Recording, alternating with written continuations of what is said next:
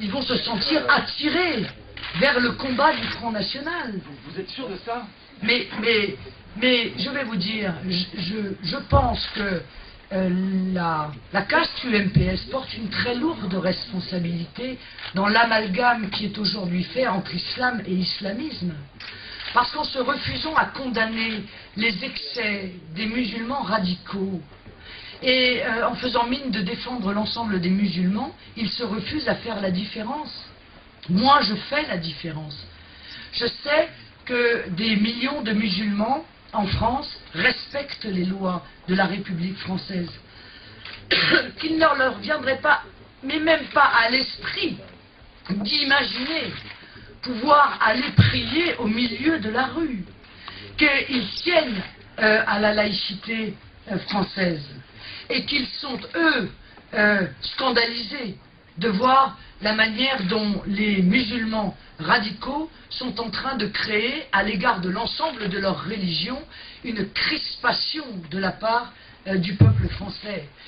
Quand on voit que des gens qui sont présidentiables, qui sont des chefs de grands partis politiques, sont capables de dire autant de sottises en aussi peu de mots que celle qu'a dévidée Madame Aubry. Chaque phrase est une sottise.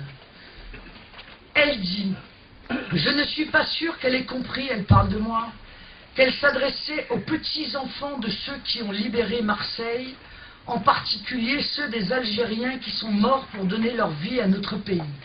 Je rappelle à Madame Aubry que, à l'époque, les Algériens dont elle parle étaient français, qu'ils participaient de notre nation, et que je n'ai pas de leçon à recevoir du Parti socialiste, le Front National ayant été le seul mouvement politique à défendre les harkis, les enfants de harkis qui ont été traités par la République française en dessous de tout, qui ont été traités moins bien alors qu'ils étaient nos compatriotes que ne le sont aujourd'hui les clandestins qui entrent en France. Et Madame Aubry, à ce moment-là, se lance dans sa deuxième sottise.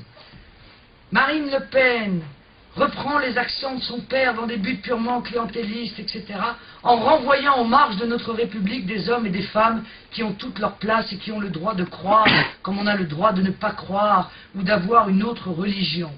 Je parle des prières dans la rue. Celle-ci, évidemment, exclut les femmes, mais probablement Madame Aubry ne le sait pas. Je suis très choquée, termine-t-elle, quand on sait qu'elle appartient à un parti, écoutez ça, parce que franchement, venant quand même du secrétaire du Parti Socialiste, c'est quand même... Qui n'a pas eu, pendant cette période dont elle parle, l'attitude républicaine et de défense de la France? Madame Aubry doit ignorer que le Front National a été créé en 1973.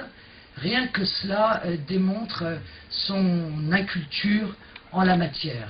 Alors quand un responsable de parti est capable de sortir autant de bêtises en aussi peu de mots, c'est tout de même assez inquiétant sur le niveau du débat politique.